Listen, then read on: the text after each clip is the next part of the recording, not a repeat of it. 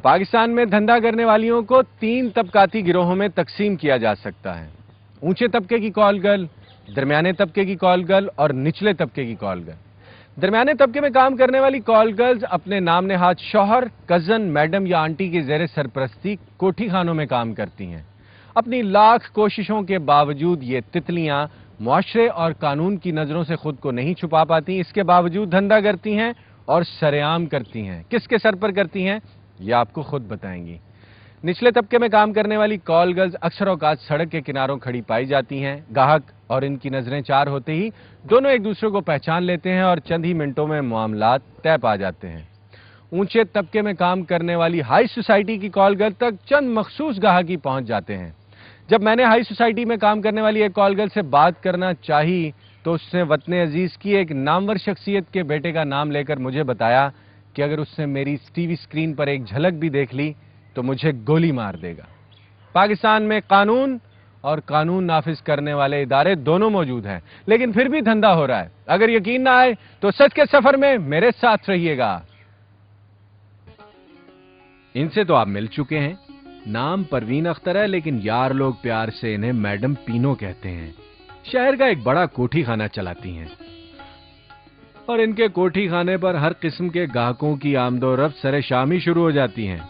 ये सब बातें तो अपनी जगह, लेकिन पीनो कौन है और इस आंटी की अपनी स्टोरी क्या है, जरा मुलाहिजा कीजिएगा। कैसे आप इस काम में? बस काम में छोड़ो आगे। इसका पापा थानेदार है ना, उसने दूसरी शादी कर दी, बस मैं इधर ही रह गई। तो अब कैसी जिंदगी अपनी गुजारती है? वो तो आता नहीं है। तो आप थानेदार की मिसेज हैं? हाँ, तो छोड़ दिया, वो मुझे चला गया।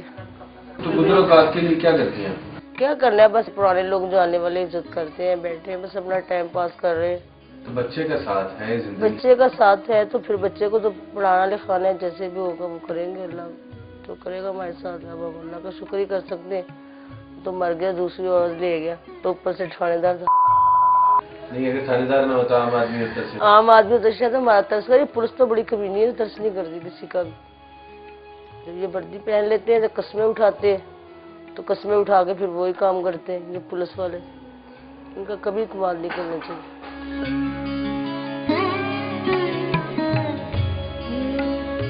पीनो के कोठी खाने पर हर किस्म की अय्याशी बासानी दस्तयाब है। गाहक अगर तफरीह तबा के लिए चाहे तो अपनी पसंद के माल के साथ कोठी खाने के एक तारीक कमरे में भी मुलाकात कर सकता है। मैडम पीनो का तो खूब तारुफ हो गया।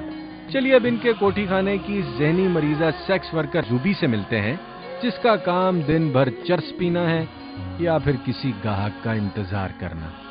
कैसे पता चलता है कि ये पैसे दे सकेगा? इतने कैसे अंदाजा होता है? उनकी पोजीशन वाला पता मालूम हो जाता है ना, कितने खर्चने वाले, इतने नहीं खर्चने वाला। जो खर्चने वाला है उसको फिर बड़े रकम की कहते हैं, जब नहीं खर्चने वाला उसको फिर छोटी पेमेंट बोल देते हैं कि इतने देने हैं। आमतौर पर इस काम में मुश्किलात क्या है? मर्द के साथ डीलिंग है? बस कॉल गर्ल रूबी तो नशे में खासी टुन है, इसलिए शायद बोल न सकेंगी। इसी दौरान आपकी मुलाकात मीना से करवाते हैं। मीना पीनो के कोठी खाने की सबसे महंगी तितली हैं। सबसे पहले तो इसका एक जाती मसला सुन लीजिए। जी, मैं लाहौर की रहने वाली हूँ। गुलाब देवी में पैदा हुई, परवरिश भी वहीं की है और वजीराबाद छोटी सी उम्र में मेरी शादी हो गई। पहले तो 2 साल मेरे ससुराल वाले अच्छे रहे, लेकिन जब मेरे वालिदैन की मुझसे लड़ाई थी, वालिदा ने मेरी शादी की थी और वालिद साहब मेरे अब्बू उनसे नाराज थे, वालिदा से। बात बात पे उनको घर से निकाल देते, उन पे शक करते, ऐसे ये वो काफ़ी अरसा तक ये उनकी लड़ाई रही।